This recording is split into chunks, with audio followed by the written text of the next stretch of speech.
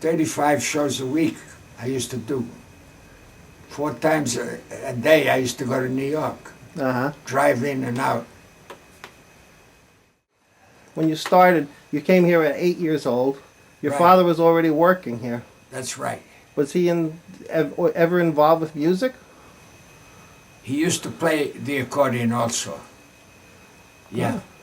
But in his job, he got blood poison in his forefinger. And they had to amputate. The doctors were so stupid in those days Yeah. that they didn't do anything. Everything was going up. They had to amputate his arm. The whole arm? Yeah. Right, he lost an arm.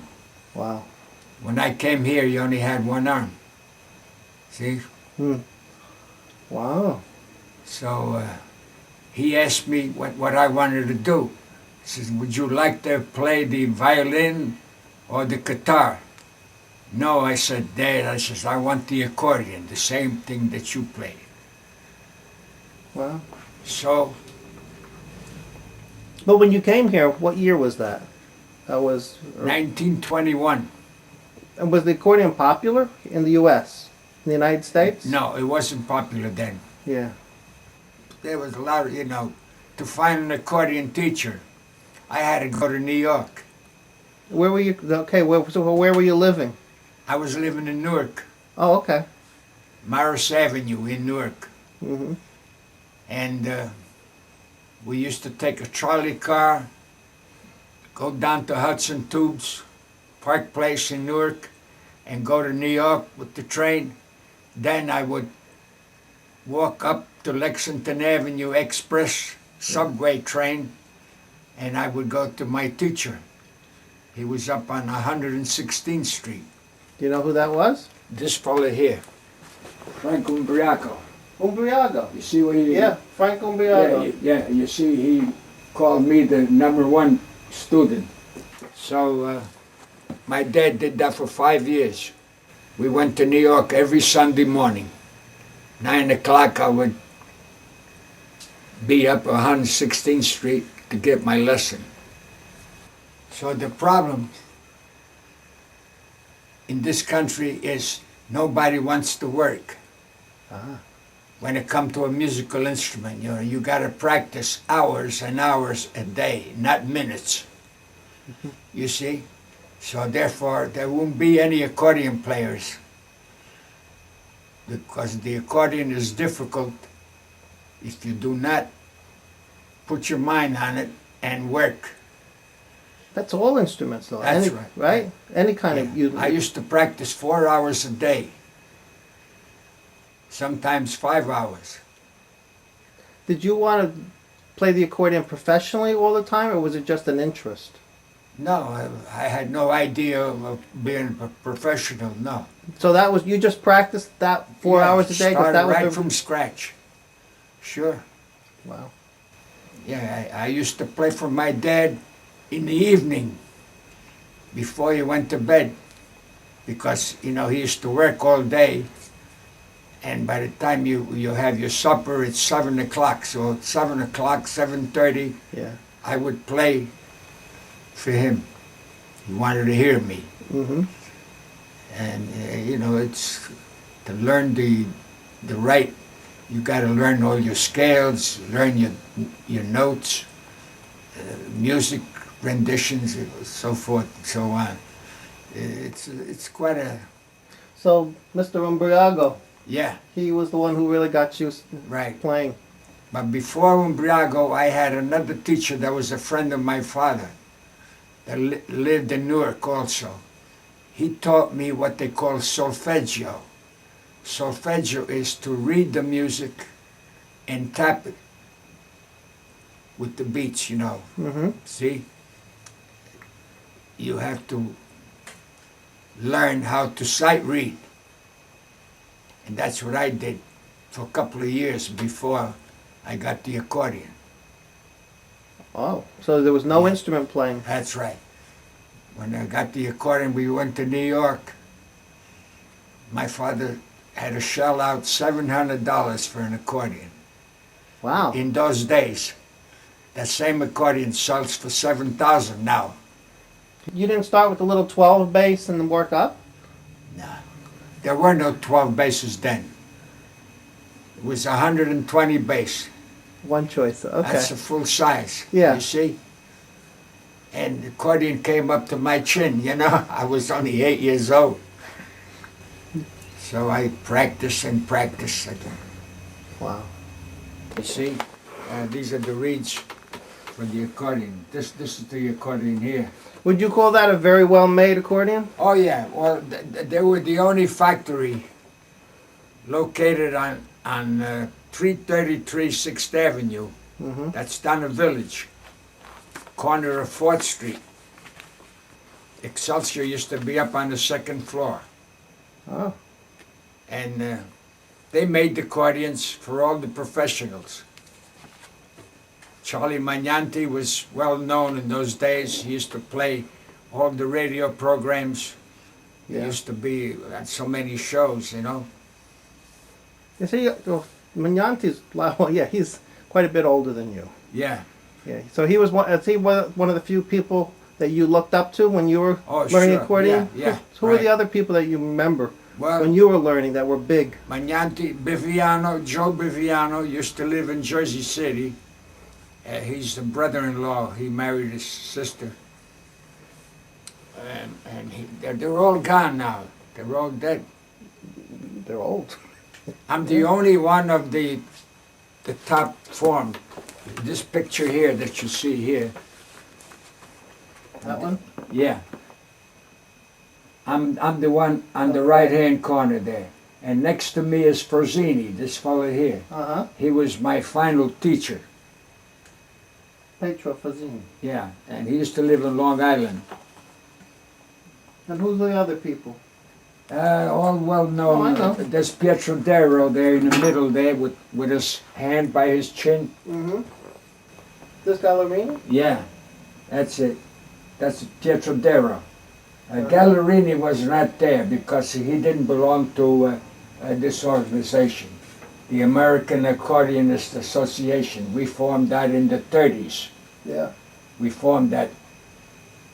I was one of the vice presidents, Pietro Dero, the old man of the accordion, this here. Yeah. That's it. Pietro, Dio. yeah, That's it. this is Frosini here, Mm-hmm. and me, and a few others. Here's Joe Biviano. Yep. Yeah, and a couple others that I don't remember their names anymore. So many years it went through, you know. Yeah. So that's the story. And we played at the World's Fair with my accordion band. You could see Yeah. in this picture here, I'm conducting. Yeah. Yeah, New York World's Fair, 1939. 1939. Yeah, and that's one of the accordions that my teacher, Umbriaco, ordered in Italy. That was made for me. That was 43 keys, from Wow. F to B. Big Yeah, keyboard. most accordions are from F to A. See, that had 43 keys in those days. Yeah, and this is a picture here when I went to Italy in 1937 to represent the Soprani company. Mm-hmm. They used to make, they were the biggest factory in Italy. They had 800 people working. Wow. Yeah. Today they're all gone. They still make accordions in Italy, right? Yeah, but But not like the. I spoke to the fellow that gives me makes the accordions now, followed by the name of Tombolini. He says 7 factories have gone out of business Wow. in the last month. So conditions are, you know, Mm-hmm. you can't make a living anymore. So that means that not just America, but the popularity of accordions all over the world Yeah. is not as much. Well, it's well known in certain countries. Italy in those days, there was nobody playing the accordion. Now there's a few. Mm-hmm. There's a few that play all over the country. I've been in Italy. The last time I was in Italy is 4 years ago. And Yeah, you've traveled a lot. yeah, I used to do, every year I used to go to Italy. Hmm. And I've been all over the country. Different countries. So when you were learning accordion, Yeah. most of the music was classical, or was it popular or ethnic, like Italian, or was it all Bach, Beethoven? All popular, I mean classics. All classical. Classics. And there's no, you don't play any popular songs. See? You gotta play all the long hair stuff, you know? Okay, yep. Yeah. Yeah. So that went on for quite some years. I played in all the theaters in Newark. The Proctors, the Hill Theater, and then there's the Burlesque House Theater on Washington Avenue. That seems like that's where accordions really started to come about in America, in Yeah. burlesque. Yeah. It was like a little sideshow or something? Is that what it was? Well, Or it was one of the acts? it's, when I was playing, there were hardly any teachers. Mm-hmm. My father taught me what he knew, you know, but he was not a professional man. So that's why I went to New York. So when you started working and going out and playing, was it mainly burlesque type when you first started? Was it burlesque shows, or where did you play? Now, in the theaters, they used to have amateur nights, Okay. and you had to compete with the fellas that sang or the one that played an instrument, you know. Did they give you a prize for winning? $5, Everybody, or just top prize? the winner. The winner. And I used to win always first prize. Because I used to play, you know, heavy stuff, Rigoletto, Trovatore. Yeah. And the people in the audience, you know, the old timers, they would hiss, you know, they want everybody to be quiet, not to talk. Were you nervous when you played, or it was natural? Oh yeah, you're always nervous. Yeah. I'm still the same way. Yeah. After When all these when years. I play, I can't relax. Yeah. It doesn't Yeah. seem like the accordion was something that fit in a lot with the Yeah. big bands, and it was Yeah. always more by Well, itself. there weren't enough professional players. You see, you have to be a good musician, you know, to play with a big band. They give you music. There was no music arranged for the accordion. That's true. I had to play out of violin music, which is just a melody. Mm-hmm. I had to make up my own chords. Okay. That's the problem. That went on for 20 years. By the time, you know, things started to get moving. Then when did you start seeing more accordion music being written? Was it after you formed the AAA, or was it before? After the AAA, yeah. Pietro Darrow was starting to publish his own music. Mm-hmm. In those days, Pagani, Ottavio Pagani on Bleecker Street. That's just a couple of blocks away from Pietro Darrow on Uh-huh. Greenwich Avenue. So these people were all close. Yeah, well, everything's one. close, yeah. And then a lot of publishers, then I was making arrangements. I got about 300 numbers that I arranged for the accordion. You see, the publishers would all get in touch with me. I did work for about 12 different publishers in New York City. That's how you, okay. Robbins, Whitmarks, Marks, Harms, Sam Fox. Yeah. They were all out of business. All the Foxes died in the family. Everybody was gone. Well, there's still one around, right? Yeah. No, I don't know. Yeah, there's one, because I saw him not too long Yeah. ago. There's one fella that used to be with Alfred Music. They did a lot of my publishing. They just moved out to California, and they're not in the accordion business anymore. So they come to you with sheet music, and then they say, "Can you arrange Right. it for the accordion?" Right, right. What yeah. what instrument did they give you the music in? Was it piano? Was what was it for? They gave it to you in violin, piano. What was it arranged for originally that you got it when you received it? Yeah, violin music or piano. Or piano? From piano, I had to reduce everything for the accordion. So I got about 300 arrangements that I made. Wow. All different, from the classics right down even popular songs. And then you also have originals. You wrote. I have a lot of original, about 25 to 30 numbers, original solos. Yeah, yeah. Wow. So you did at least 300 arrangements and another 30 original compositions. Yeah. I also used to make band arrangements. Oh. So you wrote for the other instruments as well? Four parts, Accordion band or? Yeah, accordion band, yeah. Well, a regular dance band, Yeah. I would make those arrangements for different instruments, violin, saxophone, trumpet, trombone, and so forth. What's your favorite composition that you ever wrote? My best number is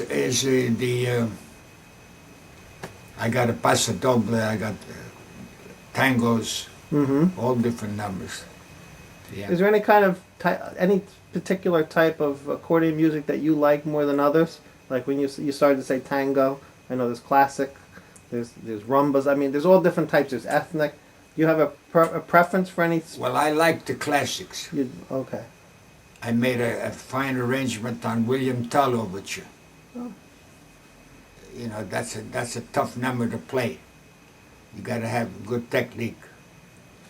Flight of the Bumblebee Uh-huh. and Malaguena. I made an arrangement of that. In those days, when I was teaching for Pietro Darrow in New York, Dizzy Fingers. Mm-hmm. I went there with a friend of mine one Sunday morning to visit Pietro Darrow and meet him. And I played Dizzy Fingers for him. A week later, he called up. He says, "You want to teach?" I says, "I'd be happy." So I was going to New York 3 days a week. I used to teach in New York. Is that how you started teaching? Yeah. That's okay. Yeah. So it wasn't one day you just started. You said, "I want to teach." It came through like that. And you were teaching with who? Who was that? Petrov? No. Darrow. Piero Darrow. Yeah. Yeah, I taught for him. Then I had my own studio up in Carnegie Hall. I played at the town hall in Carnegie Hall. Wow. It's a long, Everyone wants to play at Carnegie Hall. yeah. So you did. You've played there once or more than once? Oh, more than once. Really? Oh, sure. With an orchestra or by yourself? Alone. Alone. But I played also there with orchestras. I know accordion learning any instrument takes a lot of hard work. Yeah. But the accordion is popular. Yeah. And do you think that's more, what's the reason? Well, when the Beatles came in this country, that Yeah. was in the 60s, that killed everything. Yeah, that killed, singing and playing the music that had no value whatsoever. Uh-huh. But they were popular, so they got up on top. Yeah. Yeah. Yeah, I used to do 35 shows a week in New York. I used to go to New York 3 and 4 times a day to play different programs. Was that live performances or was that radio? Live. Radio. Oh, was it mainly radio? I used to play for Frazzini. He used to be sick every 2 weeks. He had trouble with his stomach, or his entire blood system Yeah. was all wrecked. And he'd be sick. I'd be playing John Gamble, John. Yeah. 6:30 in the morning. I would be driving over to New York, park my car right in front of 1440 there, Broadway. and nobody would touch it. Wow. See? Played with one band one night, we had 40 musicians, That's big. 3 accordion players. John Gart was one of them. I forgot the others. And myself. So I got accordions, almost every make of accordion you could think of. Do you have a Gola? No. Is a Gola one still considered one of the best? Well, you see, Joseph Gola died many years ago. He used to be with Hohner, and he used to advertise Hohner. And he made, they had handmade reeds, and they made it the Italian style, and got very popular. The Gola name was very popular with everybody. Yeah, because it has a Yeah, reputation of being one of the best. right. You've played a Right. Gola?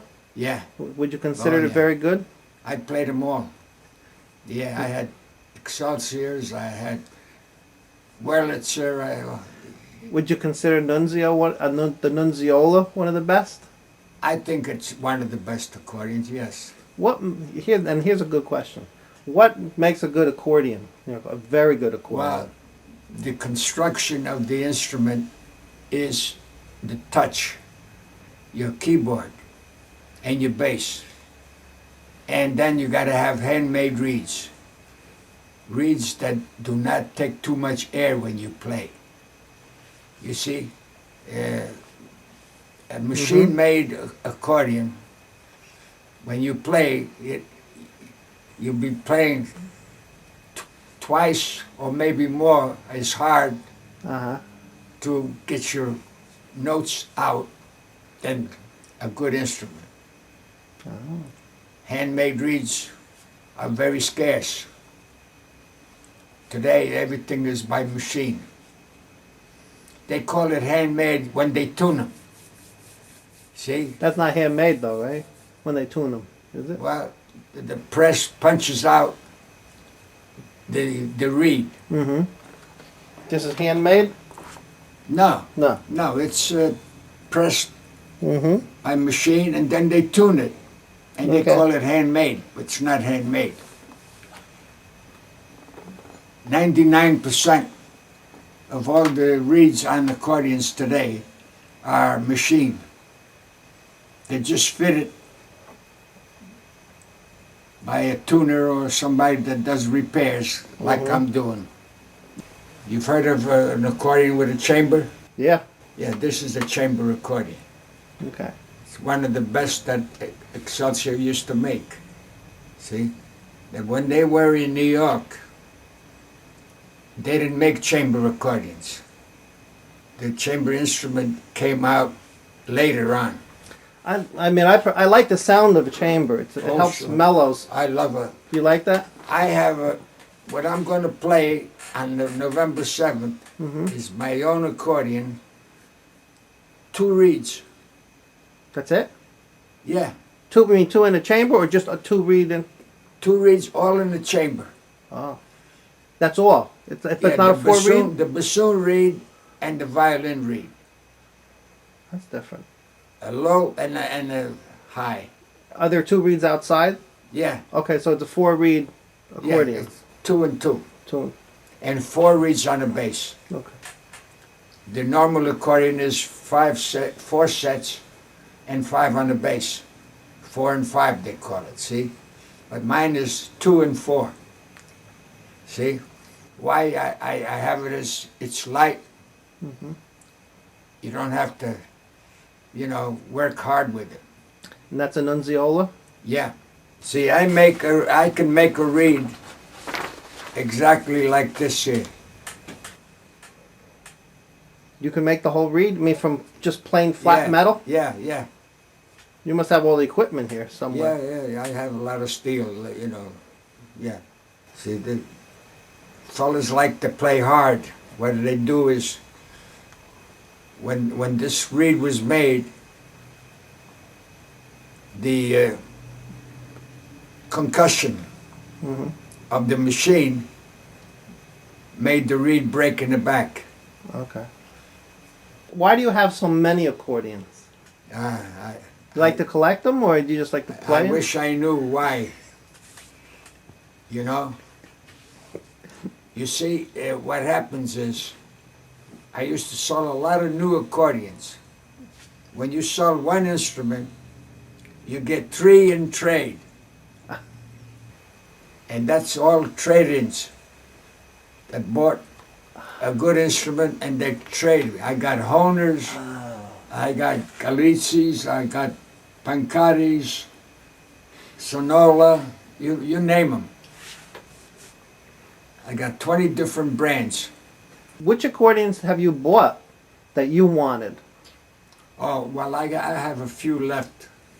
You know, that you really My bought for Nunzio, yourself? Yeah, my Nunzio. Oh, Cintioli. Cintioli used to be a reed maker in Italy. Mm-hmm. And I did a lot of business with him.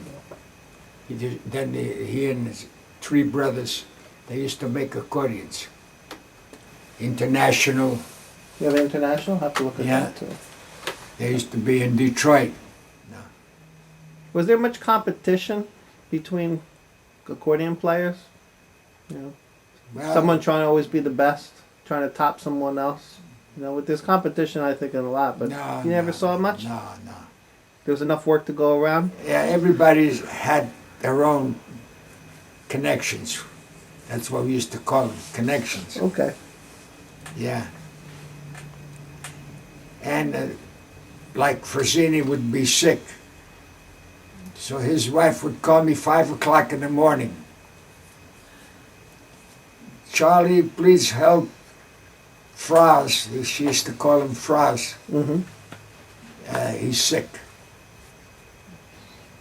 Do the program. So I used to get up, drive into New York, and play. We used to play 6:30 to 8 o'clock on WOR. Vincent Sorby, violin player. We had violin, piano, saxophone, and accordion. Was it mainly improv, or you played off of sheets? They Or give imp- me violin music. Sometimes I get clarinet music. They didn't have the sheets, you know. Mm-hmm. But from there, you know, you make up your own arrangement Wow. from playing. You know right away. You know, you play certain tunes. You know what chord you got to put in there, and it would harmonize with the piano player. Yeah. Actually, let me go back to a couple of questions about the Nunziola. When did you first get the idea for your own accordion? Oh, And what did you put in it that made it special? well, I had a company that I was half owner, 50% owner. I had the Bell accordion. Oh, I Yeah. didn't know that. You're part owner of that. Yeah. I own 50%. Bell is so big. It's a big Yeah. name. It's a good name. Yeah, and I sold my share to CMI. CMI is Chicago Musical Instrument Company in Chicago. Mm-hmm. They liked what we had, the Bell instrument, and they bought it. And then you took your half, and then you started Yeah. your own They company. paid me, yeah. Like, how did you have it made that it was one of the best? Well, it was perfect intonation, the tuning. We used to go for dry tuning. Now, I've been getting a lot of calls for, they want the musette tuning, you know, they want the reed that goes, yeah, you know, like that. Yeah. Some songs, musettes are very good for. Yeah. Some pieces, dry, concert style is more appropriate. Yeah, the Polish people like an accordion, like that's loud. You know, you play, make a lot of noise. I like a dry tuned accordion. So all of your accordions only had handmade reeds, or these all have only handmade? Oh yeah, they all have good handmade reeds. The AAA, Yeah. why did it ever start? We had a problem 50 years ago about the notation, how to write for the accordion. You see, in the old days, Pietro Darrow had two treble clefs, right hand and left hand. Everything was written in treble clef. So he would write the music that way. Okay. Double clef, double When treble. we had our meetings, later on we voted on, we got to have bass clef. The accordion, the bass has to have bass notes. So if you don't have the bass clef, it's not okayed by the AAA. You see? Was it hard to get everyone to agree to one standard? Pietro Darrow was always, you know, because he was trying to, you know, entertain his business and keep it, you know. Mm-hmm. But everybody agreed. They're all professional players, you know. All the fellows, Magnanti, Biviano, Goldman, and several others. They all used to play on CBS, NBC, and WOR. Uh-huh. So I've seen old music also. I have seen old music that has double treble clefs.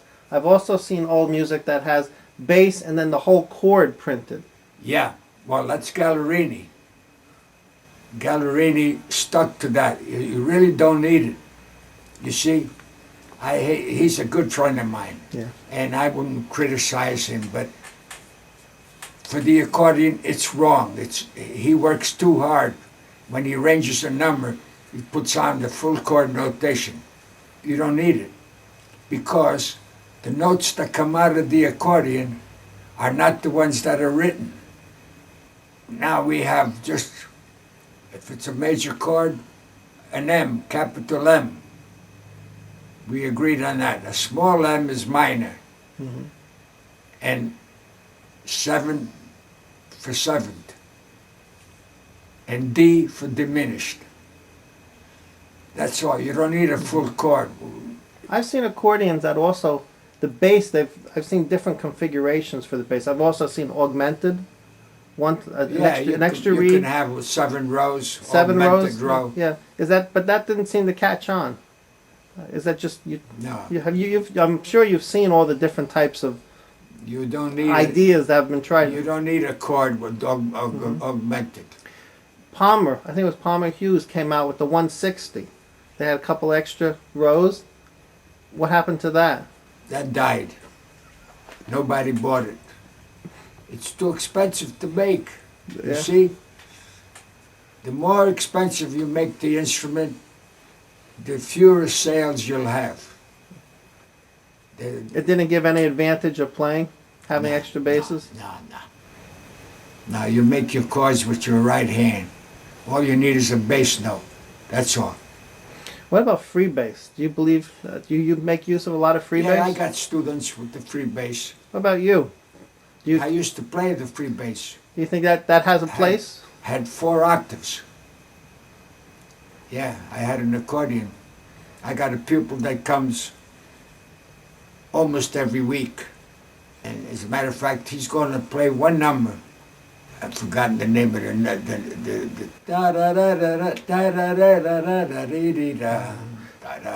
I know. Yes, I know. That's a piano solo, you know? Yes.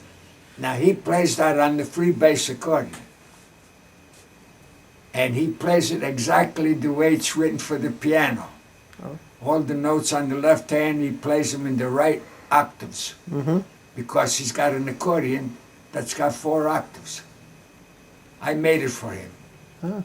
I had a dozen of them. They're all gone.